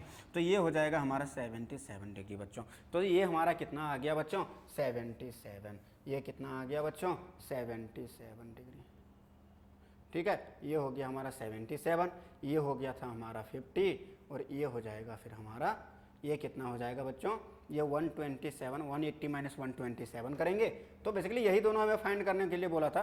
हैंस करके लिख दो, hence x equal to 50 degree and y equal to 77 degree, यही है हमारा आंसर, ठीक है। तो x तो ये 120 समझ में आया या नहीं आया ये बताओ। यहाँ से ये इसको सब्ट्रैक्ट करके यदि ये एंगल भी फाइंड करने के लिए बोलता तो लीनियर पेयर से इन दोनों एंगल का सम 180 होता है, एक का एंगल हमें 127 दिया तो 180 माइनस 127 करते तो ये भी फाइंड आउट हो जाता है हमारा, ठीक है। ये भी हमारा फाइंड आउट हो जाता है, 53 degree is the right answer, इसका भी हो जाता है, यहाँ जो आता है सो 53 डिग्री, ठीक है। तो ये था हमारा क्वेश्चन नंबर 4, इजी था, इसमें कोई जान कोई बहुत बड़ा तोप नहीं, बहुत सारे तरीके से आप कर सकते थे, ठीक है। नेक्स्ट क्वेश्चन है, नेक्स्ट क्वेश्चन थोड़ा सा लगेगा कि सर ये रिफ्लेक्शन ऑफ लॉज लग रहा है। रिफ्लेक्शन ऑफ लॉज हम लोग जानते हैं बच्चों कि एंगल ऑफ इंसिडेंट एंगल और रिफ्लेक्टेड एंगल, ये दोनों आपस क्या होता है, आपस में इक्वल होता है। जब एक प्लेन मिरर पर जो हम लोग रे इंसिडेंट करवाते हैं तो इंसिडेंट एंगल और रिफ्लेक्टेड एंगल आपस में क्या होता है, इक्वल होता है। ये हमारा लॉज ऑफ रिफ्लेक्शन आप लोग फिजिक्स में पढ़े होंगे, ठीक है। तो वहां से बस वहां का यूज किया गया है थोड़ा सा फिजिक्स का, और उसी से हम लोग बेसिकली इसको सॉल्व कर सकते हैं,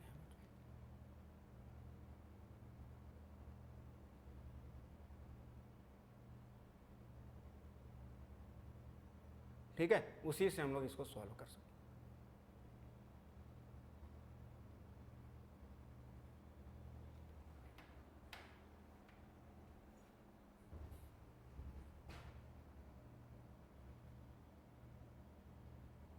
ठीक है बच्चों, तो इसका ध्यान रखना।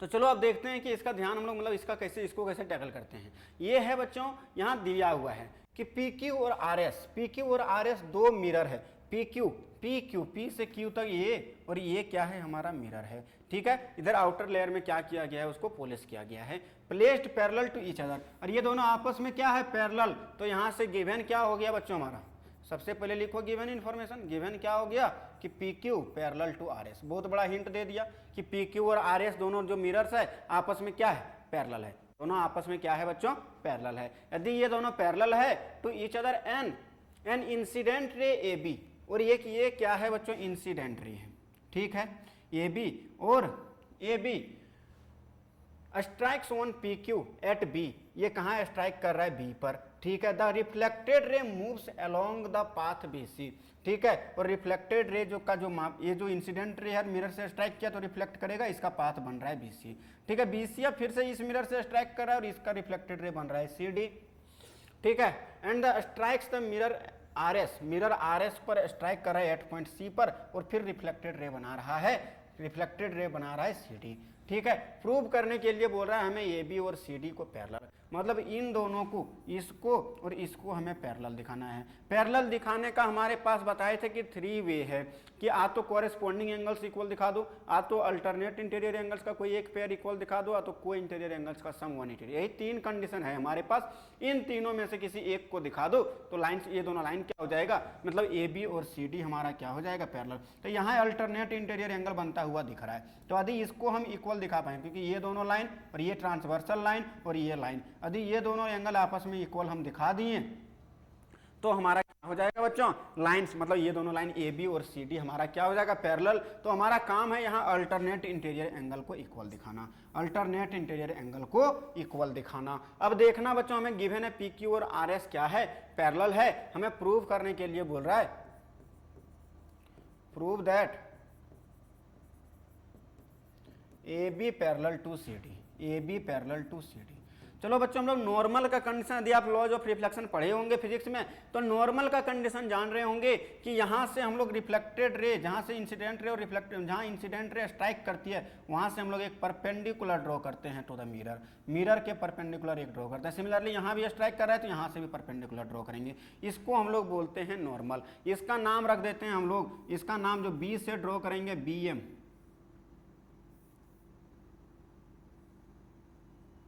इसका नाम BM रख देते हैं और इसका नाम रख देते हैं BN, इसका नाम रख देते हैं बच्चों हम लोग BN। ठीक है, ये है हमारा नॉर्मल। नॉर्मल हमेशा परपेंडिकुलर होता है टू द मिरर। अब देखना बच्चों, हम लोग जानते हैं यदि ये नॉर्मल है तो बेसिकली ये एंगल, इंसिडेंट एंगल और रिफ्लेक्टेड एंगल क्या होता है, इक्वल। मान लो इसका नाम हम लोग एंगल 1 दे दिए तो ये भी क्या होगा, एंगल 1। इसका नाम होते हम लोग एंगल 2 दे दिए तो ये भी क्या होता है, एंगल 2। ये हम लोग जानते हैं लॉज ऑफ रिफ्लेक्शन से, लॉज ऑफ रिफ्लेक्शन से कि इंसिडेंट एंगल और रिफ्लेक्टेड एंगल आपस में क्या होता है, इक्वल होता है with respect to normal, with respect to normal. तो हम लोग को यहाँ सबसे पहले कुछ क्या कर रहे हैं हम लोग, कंस्ट्रक्शन। कंस्ट्रक्शन में हम लोग क्या किए बच्चों, कंस्ट्रक्शन में हम लोग क्या किए बच्चों, कंस्ट्रक्शन में हम लोग किए ड्रॉ नॉर्मल,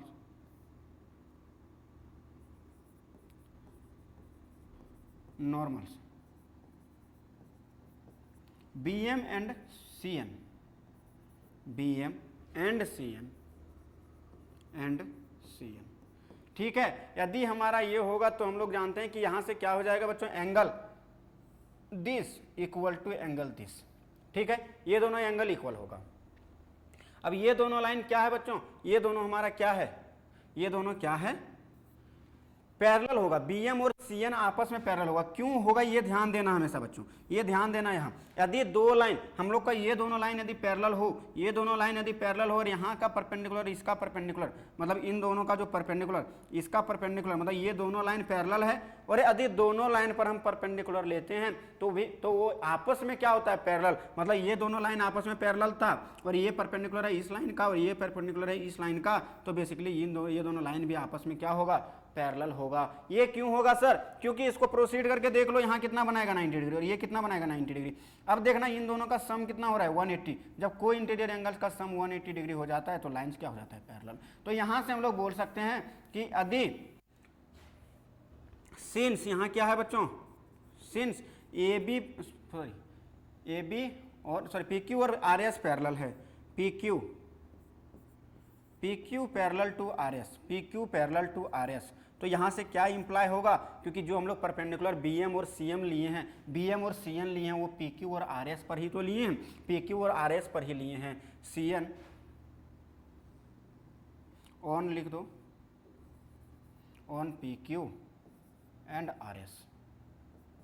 ठीक है, इसी पर लिए हैं। तो यहाँ से क्या हो जाएगा कि BM parallel to CN, BM parallel to CN। ये समझ में आया या नहीं मेरे बच्चों कि BM और CN आपस में पैरेलल होगा, BM पैरेलल टू CN। चलो भैया, इतना दूर तक हमें पता चल गया कि ये दोनों लाइंस, ये दोनों, ये लाइन और ये लाइन हमारा क्या है, पैरेलल है। ठीक है, चलो नेक्स्ट यदि हम देखें बच्चों तो ये क्या है, BM क्या है, हमारा नॉर्मल है, तो इसलिए हमारा ये एंगल ABM और MBC आपस में क्या होगा, इक्वल। यार angle A B M equal होगा एंगल एम बी सी। ये क्यों हुआ बच्चों? लॉज ऑफ रिफ्लेक्शन से, लॉ ऑफ रिफ्लेक्शन। और इन दोनों को हम लोग क्या बोल दिए हैं? एंगल 1। इन दोनों को हम लोग बोल दिए हैं बच्चों एंगल 1। तो ये क्या हो जाएगा बच्चों? लॉ ऑफ रिफ्लेक्शन से क्या हो जाएगा? लॉ ऑफ रिफ्लेक्शन से हो जाएगा कि ये दोनों इक्वल हो जाएगा। Laws of reflection, laws of reflection से हो जाएगा ये इक्वल बच्चों। यदि ये इक्वल हो गया लॉज ऑफ रिफ्लेक्शन से, तो अब ध्यान देना मेरे बच्चों कि यदि ये भी एंगल 1 है और ये भी एंगल 1 है, तो 2 times of angle 1, 2 times of angle 1 equal to नहीं लिख सकते हैं एंगल ए बी सी। तो एंगल ए बी सी ये क्या इंप्लाई करेगा बच्चों? Angle A B C, angle A B C मतलब ये बड़ा वाला एंगल में हम लोग क्या करेंगे? एंगल 1 प्लस एंगल 1 कर दिए, तो 2 टाइम्स ऑफ एंगल 1 हम लोग लिख सकते हैं। तो 2 टाइम्स ऑफ एंगल 1 लिख सकते हैं बच्चों, 2 टाइम्स ऑफ एंगल 1। ठीक है, मान लिए कि 2 टाइम्स ऑफ ये क्या हो गया? एंगल 1 हो गया। ठीक है, अब इसको फिर से मैं छोटा करता हूँ बच्चों। इसको एक बार देखना होगा तो देख लेना, यहाँ से नोट डाउन कर लेना। ठीक है, इसको थोड़ा सा छोटा करता हूँ ताकि यहीं आ जाए, इस एक ही पेज में बता पाऊँ आपको।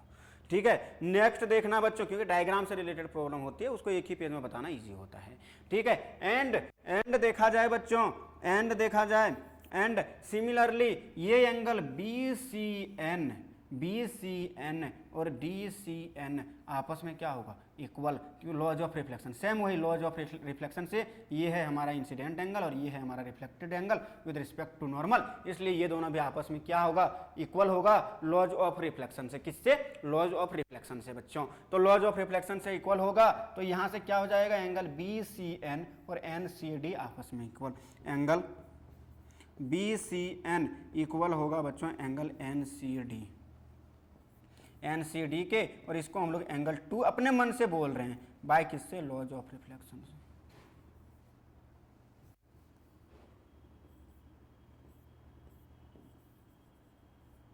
लॉज ऑफ रिफ्लेक्शन बच्चों,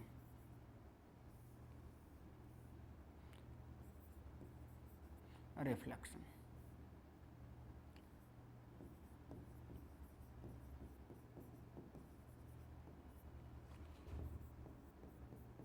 ठीक है, लॉज ऑफ रिफ्लेक्शन से इक्वल होगा। अब सेम वही है, यदि ये भी एंगल 2 है बच्चों और ये भी एंगल 2 है, तो इन दोनों एंगल को यदि हम इस पूरे एंगल को एक साथ लिखेंगे तो क्या हो जाएगा? 2 टाइम्स ऑफ एंगल 2। तो यहाँ से लिख सकते हैं angle B C D, angle B C D equal to हो जाएगा 2 times of angle 2, 2 times of angle 2। ये समझ में आया या नहीं कि एंगल 1 मतलब angle 2 times of angle 1 equal to angle A B C and 2 times of angle 2 equal to angle B C D. ठीक है, अब देखो बच्चों, अब देखना यहाँ ध्यान से कि अब हम क्या कर रहे हैं। इसके आगे यहाँ से कंटिन्यू करना बच्चों। अब यहाँ देखना, क्योंकि लाइन हमारा जो था BM, लाइन हमारा जो था ये BM और ये CN आपस में क्या था? ये BM है हमारा और ये CN आपस में हम लोग पैरेलल यहाँ दिखा चुके हैं बच्चों। यहाँ क्या था? PQ is parallel to RS था। ठीक है, तो ये जो BM और CN पैरेलल है बच्चों, सिंस लिखो बच्चों कि since BM is parallel to CN, BM is parallel to CN, तो यहाँ से क्या होगा? यदि ये लाइन और ये लाइन पैरेलल है और ये एक ट्रांसवर्सल लाइन है बच्चों, ये एक ट्रांसवर्सल लाइन है, तो पक्का ये क्या बन रहा है? देखो तो अल्टरनेट इंटीरियर एंगल्स, और ये दोनों आपस में पैरेलल है और अल्टरनेट इंटीरियर एंगल्स यदि बन रहा है तो basically angle 1 equal to angle 2 हो जाएगा। यहाँ से क्या इंप्लाई करेगा बच्चों? Angle 1 equal to angle 2, angle 1 is equal to angle 2। यदि एंगल 1 और 2 हमारा इक्वल हो गया, एंगल 1 और 2 हमारा इक्वल हो गया, तो हम 2 से मल्टीप्लाई यदि दोनों साइड कर दें बच्चों, तो ये हो जाएगा 2 times of angle 1 equal to 2 times of angle 2 by किससे? मतलब क्या किए? मल्टीप्लाइंग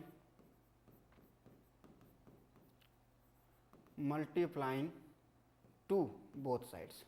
बोथ साइड में हम लोग क्या कर दिए बच्चों? 2 से मल्टीप्लाई कर दिए। अब देखना बच्चों, 2 times of angle 1, 2 times of angle 1 equal to हमारा है एंगल ए बी सी, मतलब 2 टाइम्स ऑफ एंगल 1 के जगह पर हम लोग रख सकते हैं angle A B C, angle A B C, और 2 टाइम्स ऑफ एंगल 2 के जगह पर हम लोग रख सकते हैं बच्चों angle B C D, angle B C D, angle B C D. तो एंगल ए बी सी और बी सी डी यदि इक्वल हो गया, अब देखना बच्चों कि ये जो लाइन है हमारा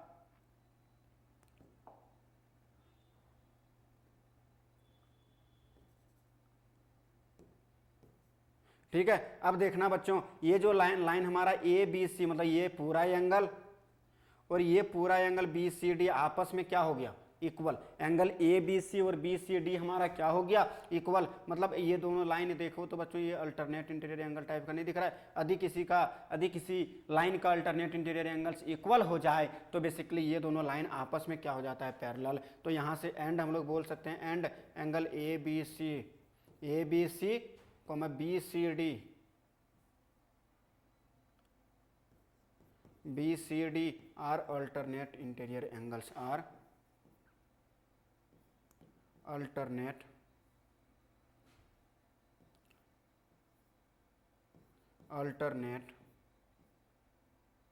इंटीरियर एंगल्स बच्चों, अल्टरनेट इंटीरियर एंगल्स, और इक्वल भी है। अल्टरनेट इंटीरियर एंगल्स भी है और इक्वल भी है। तो यहाँ से हमारा इंप्लाई हो गया बच्चों कि A B is parallel to C D, A B is parallel to C D, hence proved. ठीक है, तो इस बात का ध्यान रखना बच्चों कि इसमें बेसिकली लॉज ऑफ रिफ्लेक्शन ही मेन रोल प्ले कर रहा था। ठीक है, जब मिरर से इंसिडेंट रे स्ट्राइक करती है तो फिर रिफ्लेक्टेड रेज निकलती है, और रिफ्लेक्टेड रे और इंसिडेंट रेज के बीच में हम लोग एक नॉर्मल हमेशा ड्रॉ करते हैं, और जो नॉर्मल होता है, नॉर्मल के साथ जो इंसिडेंट एंगल और रिफ्लेक्टेड एंगल बनता है वो आपस में इक्वल होता है। इस बात को हमेशा स्पेशली ध्यान रखना।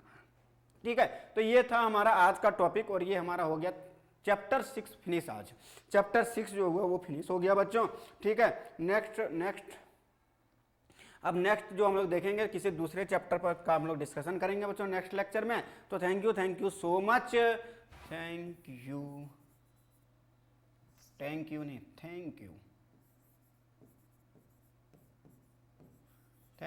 यू। और ये रहे आप, बंदर जैसा चेहरा बना के देख रहे हो मुझे। Thank you so much.